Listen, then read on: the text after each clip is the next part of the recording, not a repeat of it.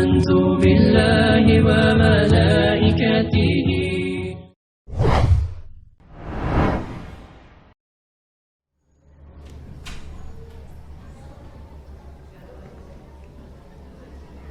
Bismillahirrahmanirrahim.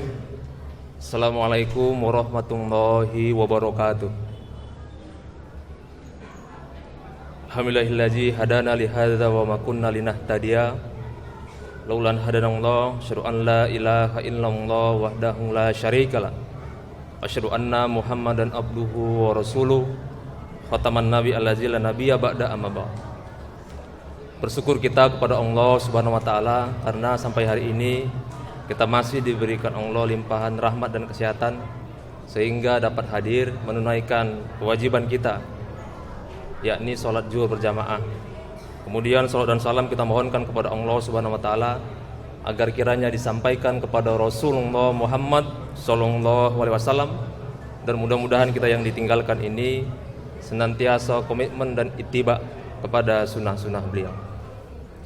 Sidang jamaah sholat zuhur yang dirahmati Allah, ini mau tidak mau saya harus mengikuti tema yang telah ditetapkan, karena dikasih tahu untuk menggantinya kemarin siang. Jadi kalau diberitahu tadi pagi ada alasan mungkin untuk tidak mengikuti tema gitu. Tapi karena diberitahunya kemarin siang untuk menggantikan Prabhata, maka saya harus mengikuti tema beliau gitu. Ini tema yang cukup berat karena menyangkut dengan kontroversi kehalalan imunisasi bagi anak-anak dan ibu hamil. Sedang jemaah sholat zuhur yang dirahmati Allah, sebagaimana kita ketahui bersama bahwa pada umumnya gitu, kita mengetahui bahwa sumber hukum Islam itu umum yang kita pernah lihat adalah yang kita ketahui 4. Yang pertama ialah Al-Quran, kemudian yang kedua adalah Sunnah, ini hadis, kemudian yang ketiga adalah ijma, dan yang keempat adalah qiyas.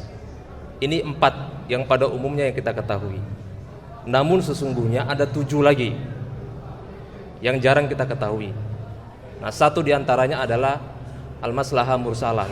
Artinya ialah menimbang kemaslahatan untuk menyangkut masalah keselamatan hidup.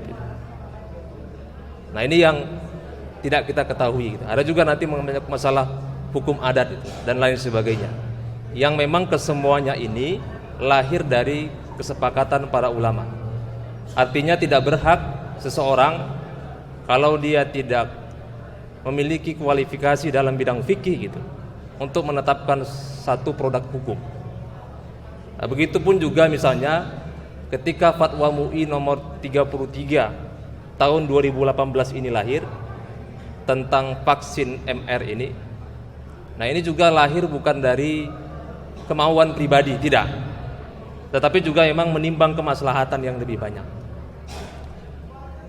Kalau kita melihat misalnya gitu, fatwa yang dikeluarkan oleh MUI tentang imunisasi itu hanya ada 2. Yang pertama ialah dikeluarkan pada tahun 2016, itu fatwa nomor 4 tahun 2016 tentang imunisasi saja.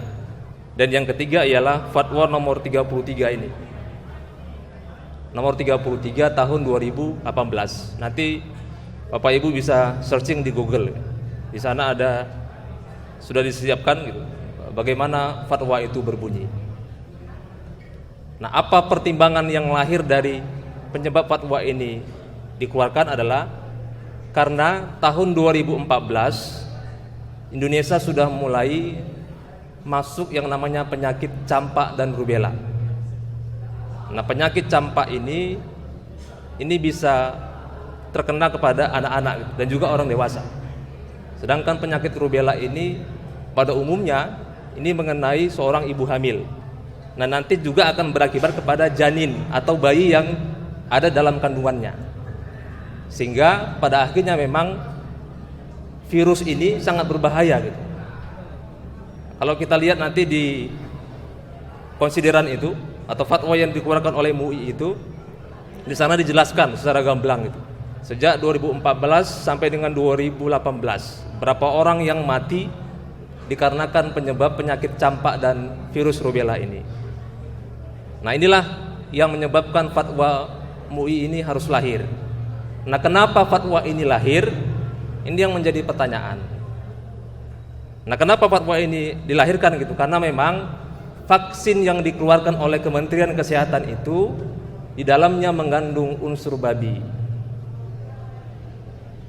Sekali lagi saya ulangi, vaksin yang dikeluarkan oleh Kementerian Kesehatan itu untuk mencegah virus rubella tadi dan campak itu di dalamnya mengandung zat babi.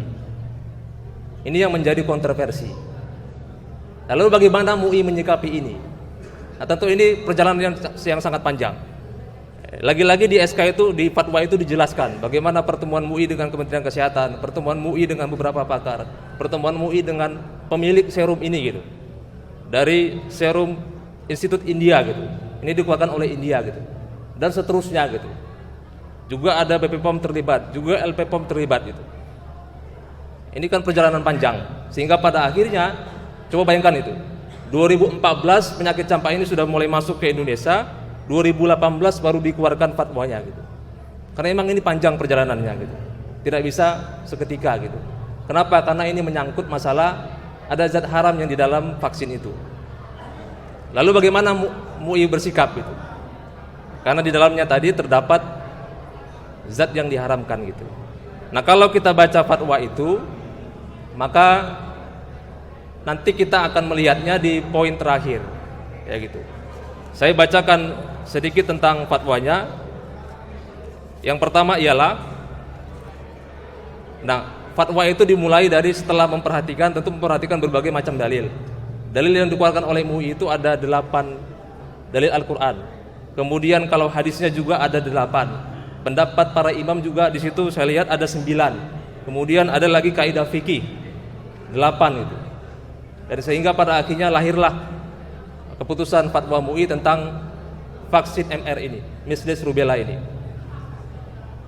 Dengan bertawakal kepada Allah Subhanahu wa taala, dijelaskan dalam fatwa itu, Komisi Fatwa MUI menetapkan hukum penggunaan vaksin MR sebagai berikut. Pertama, ini penegasan bahwa penggunaan vaksin yang memanfaatkan unsur babi dan turunannya hukumnya haram. Ini penegasan. Yang kedua ialah vaksin MR, produk dari Serum Institute of India, hukumnya haram karena dalam proses produksinya memanfaatkan bahan yang berasal dari babi. Ini juga penegasan. Nah, perhatikan yang ketiganya. Ini ada ilat pengecualian. Yang ketiga ialah penggunaan vaksin MR, produk dari Serum Institute of India, pada saat ini dibolehkan. Ini bunyi fatwa MUI, dibolehkan karena satu, ada kondisi keterpaksaan.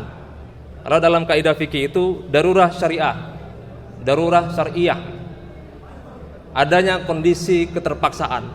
Artinya seseorang, ya gitu, atau seorang bapak atau seorang ibu, ya gitu, pasangan suami istri boleh menggunakan vaksin MR untuk anaknya gitu. Jika kalau tidak menggunakan vaksin ini, maka keselamatan jiwa anaknya itu bisa terancam. Ini artinya gitu. Yang kedua ialah belum ditemukan vaksin MR yang halal dan suci. Nah, ini ilatnya pengecualian itu. Kenapa vaksin ini dibolehkan oleh MUI, hukumnya mubah? Karena yang kedua ini, belum ditemukannya vaksin MR yang halal dan suci. Nah, ini tugas mahasiswa kedokteran dong gitu. Ini bukan tugasnya mahasiswa hukum misalnya, atau mahasiswa psikologi gitu. Mereka yang berkompeten. Nah, cepatlah gitu. Kalian menemukan vaksin baru agar kita tidak tergantung dengan vaksin ini.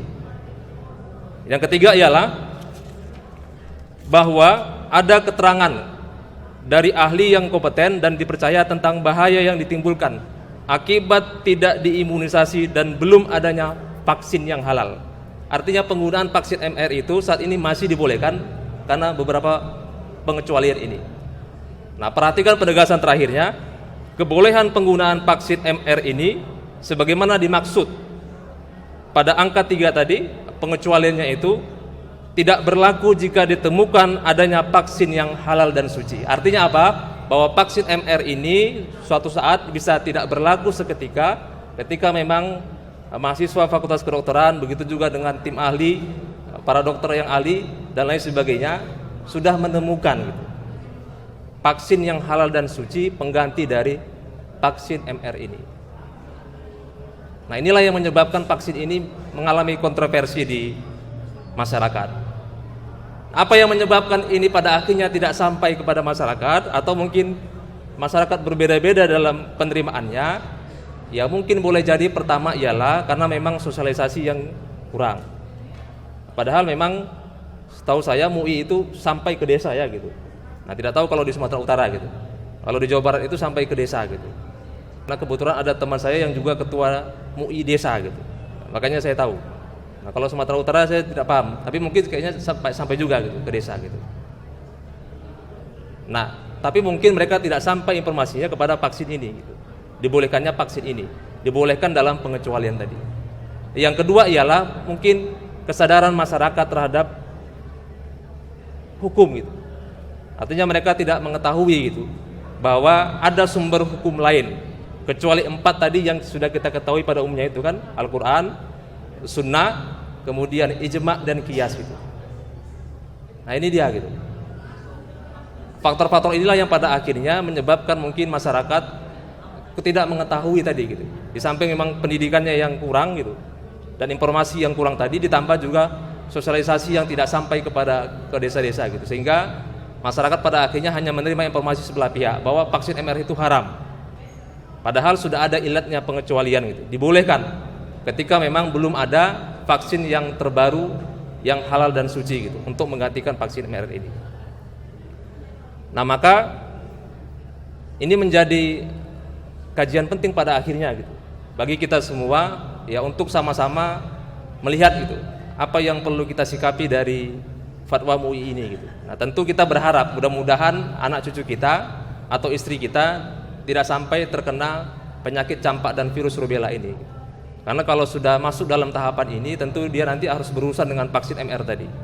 Artinya vaksin ini hanya diberikan kepada anak-anak atau orang dewasa ketika memang seseorang itu sudah positif gitu, mengalami yang namanya penyakit campak maupun rubella tadi.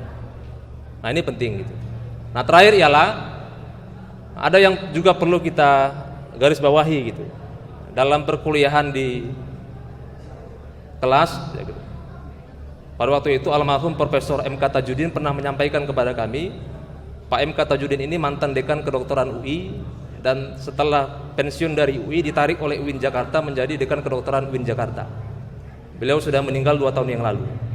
Di kelas beliau menyampaikan kepada kami bahwa perlu adanya tim ahli di luar dari ulama fikih gitu, yang berada senantiasa di komisi fatwa tadi.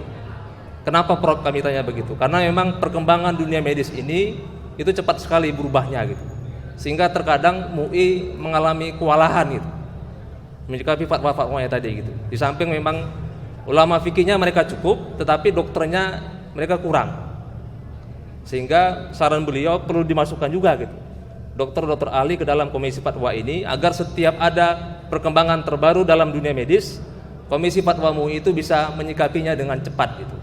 Karena kalau kita baca dari komisi fatwa ini kan itu virusnya lahir tahun 2014, kemudian fatwanya dikeluarkan 2016 dan 2018 gitu.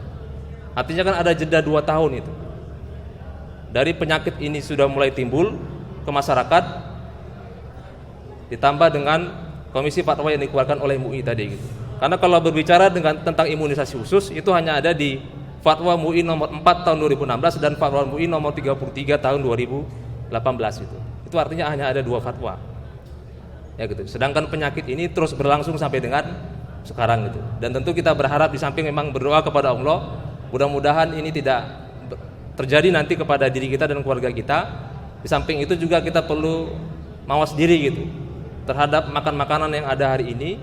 Dan di sisi lain memang kita juga perlu menyadari bahwa ada produk-produk hukum lain di luar dari Al-Quran, hadis, ijma' dan qiyas itu yang juga perlu kita ketahui bersama gitu, agar kita sebagai umat ini tidak ketinggalan informasi gitu, bahwa komisi fatwa MUI mengeluarkan fatwanya itu bukan sendiri, tidak.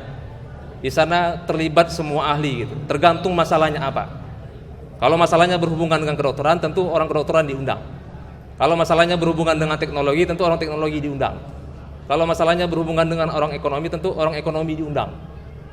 Begitu juga dengan pendidikan misalnya, tentu orang pendidikan diundang. Jadi MUI itu ketika bersidang memang lama gitu, karena harus mengundang semua ahli dulu gitu ke dalam gitu, sehingga nanti pada akhirnya mereka bisa mengeluarkan fatwa gitu. Kalau hanya mengundang ulama fikih kan nanti tidak fair gitu, karena yang ahlinya tidak diundang, ahli dari dunia medisnya gitu.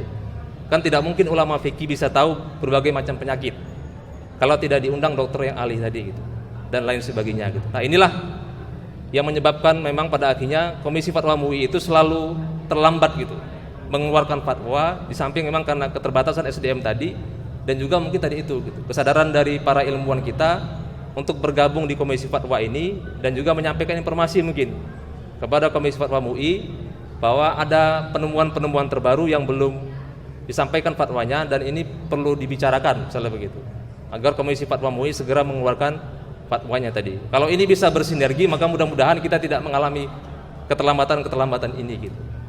Ini mungkin yang bisa saya sampaikan, mudah-mudahan bermanfaat kepada kita semua, dan sembari kita bermohon kepada Allah Subhanahu wa taala, mudah-mudahan kita senantiasa dihindarkan gitu, anak cucu kita dan istri kita senantiasa dihindarkan dari penyakit yang berbahaya ini, dan mudah-mudahan kita senantiasa diberikan oleh Allah kesehatan dan kesempatan gitu, sehingga kita masih bisa beribadah dengan baik gitu, dan juga berkontribusi dengan baik dalam kehidupan ini. Demikian, billahi taufiq wal haq, fastabiqul khairat. Assalamualaikum warahmatullahi wabarakatuh.